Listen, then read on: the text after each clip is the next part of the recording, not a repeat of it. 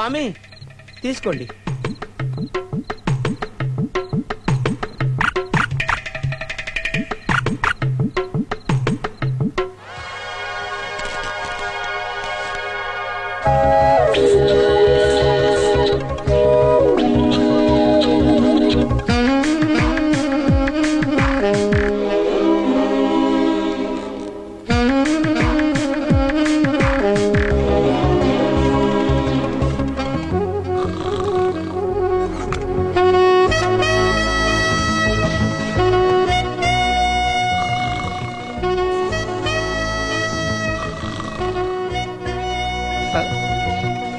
మహర్షికి తపోభంగమైంది.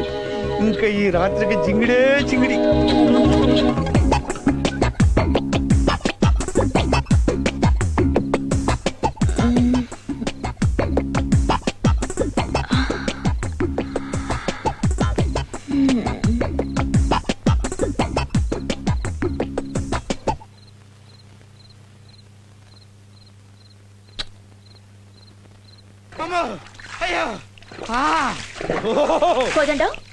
ఈ టైంలో స్నానం ఏంటి? ఏం చెప్పమంటావు అమ్మా? నేను ఇచ్చిన పాల గ్లాసులు మారిపోయినాయి. లోపల నుంచి కోరికలు పన్నుకొచ్చేస్తున్నాయి. ఇప్పుడు ఏం చేయాలో తెలియటం లేదు. నువ్వు ఎదురుగా నిలబడకమ్మా. నేనేం చేస్తానో నాకే తెలియదు. అమ్మో,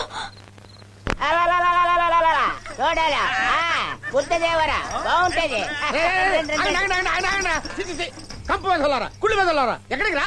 దేవుణ్ణి చూడాలా? బుద్ధదేవుణ్ణి మొక్కడానికి వచ్చా. ఒక్కడానికి వచ్చారా? ఏదైనా దొరికితే నొక్కడానికి వచ్చారా? పాడు మాట్లాడితే కళ్ళు పోతాయి. దేవుణ్ణి చూడాలా? ఎల్లి బాబు, మీరు గుళ్ళోకి రాకూడదురా. ఎందుకు రాకూడదు? మేము మాత్రం దేవుడు పెట్టడం కాదు. మీరు దేవుడి బిడ్డలు ఎలా అవుతారా? మీరు పక్షుల్ని చంపుతారా? పావురాలని, కుందేళ్ళని, ఉడతల్ని పట్టుకొని చంపుతారా? మీరు లోపలికి వస్తే దేవుడు అపవిత్రమైపోతాడు రా. ఇదేంటి జిల్లగంటారా? అయ్యా, నేను మాట చెప్పనా? ఏంటి? మేము కాకుల్ని, ఉడతల్ని, పిట్టల్ని మాత్రమే చంపుతాం. మరి మీరు గాంధీ గారిని చంపారు, ఇందిరాగాంధీని చంపారు, రాజీవ్ గాంధీని చంపారు. మీరు మాత్రం గుళ్ళోకి వెళ్ళిపోవచ్చా? మేము వెళ్తే తప్ప ఇదేం న్యాయం ఉండి నాకు తెలియగడుగుతాను. ఏమిటి కోదండం, మాట పడిపోయిందా? కొన్ని నిజాయితీ గల ప్రశ్నలకి సమాధానాలు ఉండవు బాబు. వాటన్నిటినీ పక్కన పెట్టి వీళ్ళు బుద్ధదేవుని దర్శనం చేసుకోండి. అలా అన్నారు, బాగుంది. దండలు బాబు, అవన్నీ అక్కడ పెట్టి లోపల పదండి. అదేంటి స్వామీజీ వాళ్ళని సపోర్ట్ చేస్తున్నారు? కోదండం, జాతి తక్కువ వాడిని నిలబెట్టాలి, నీతి తక్కువ వాడిని నిలదీయాలి. వాడు అనాగరికుడైన అవధానిలా మాట్లాడాడు. నాగరికత తెలిసిన మనం నరుక్కుంటున్నాం. శరీరం పవిత్రంగా ఉండి మనసు మల్లంగా ఉంటే శ్మశానంలో ఉన్నా ఒకటి, గుళ్ళో ఉన్నా ఒకటి. పద. కోదండం, ఏమిటా పొగలు? ఎవరన్నా మనిషిని తగలు పెడుతున్నారేమో.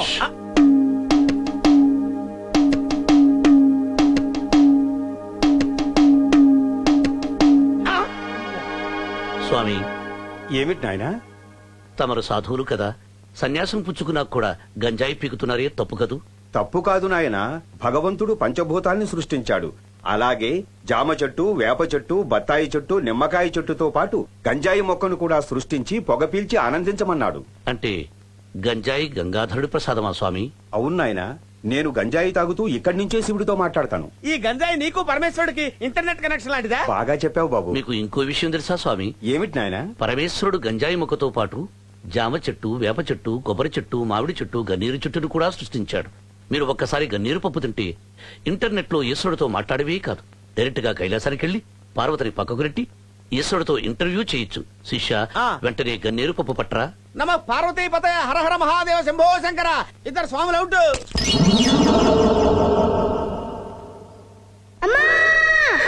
ఏమైంది నాన్న? అమ్మ గుర్తుకొచ్చింది. విశాల్, అమ్మను మర్చిపోతామేమోనని అప్పుడప్పుడు అమ్మే మనకు గుర్తు చేస్తుంటుందిరా. దా దా పడుకుందాం.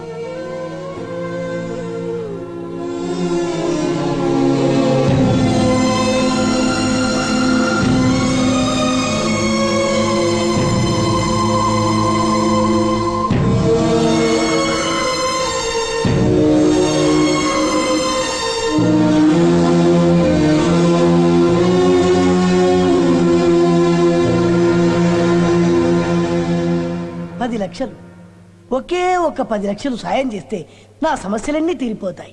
ఈ పావలా తీసుకొని 10 లక్షలు కురిపించు స్వామి, కురిపించు.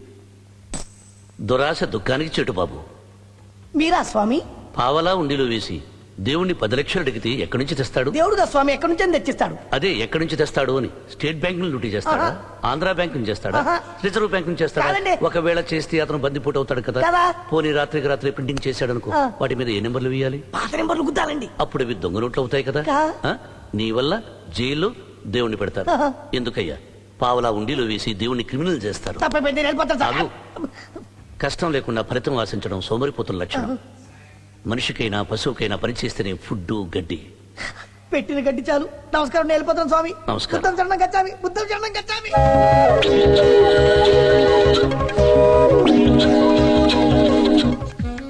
పెళ్లి చేసుకోవచ్చు, పెళ్లి చేసుకో. 2 చీట్లు ఒకటే రాస్తున్నావేంటి? మీ గురువుతో ఒక చీటీ తీస్తా. అమ్మ, ఇంత పాలిటిక్సా? కాదు, ప్రేమ ట్రిక్స్. స్వామీజీ, ఏమిటి? ఈ చీటీల్లో పెళ్లి చేసుకోవచ్చు అని ఒక దాంట్లో, పెళ్లి చేసుకోకూడదని మరో దాంట్లో రాశాను. దేవుడి ముందు ఈ రెండిట్లో ఒకటి మీరే తీయండి. పెళ్లి చేసుకోమని వస్తే దేవుడి ఆజ్ఞ అనుకుని పెళ్లి చేసుకోండి. చేసుకోకూడదు అని వస్తే బుద్ధుడి సాక్షిగా నేనే తప్పుకుంటాను. ఏంటి స్వామి ఆలోచిస్తున్నారు? ఏదో ఒకటి తీయండి. అదేంటి ఆలోచించేశారు? అందులో పెళ్లి చేసుకోకూడదని రాసుంటే ఇందులో పెళ్లి చేసుకోవచ్చని రాసుంటుంది కదా. అవును. అందులో ఏముందో చూడు. చూడు, ఏమని రాసుంది? పెళ్లి చేసుకోవచ్చు అని. మరి అందులో ఏమున్నట్టు? పెళ్లి చేసుకోకూడదు అని రాస్తున్నట్టు. నువ్వు ఈ విధంగా మా చీటీ చింపుతావు అనుకోలేదు నాయనా. దైవ నిర్ణయం ఏమిటో తెలిసింది కదా. ఇంకెప్పుడు నా వెంట పడకు.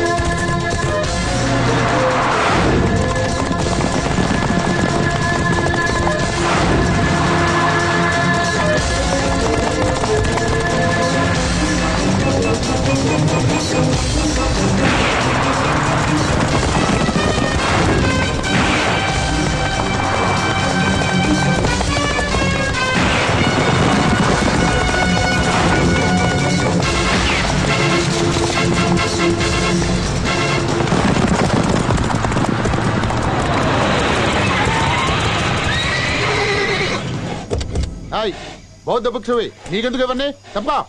శివుడిలోని శికారం, వాళ్ళలోని వకారం, జీసస్ లోని జికారం కలగలిపిన ఆకారం రా ఒకప్పుడు. ఇప్పుడు శివశంకర్ గురువు గారిని విడిచిపెట్టు. ఏసేంటి రా?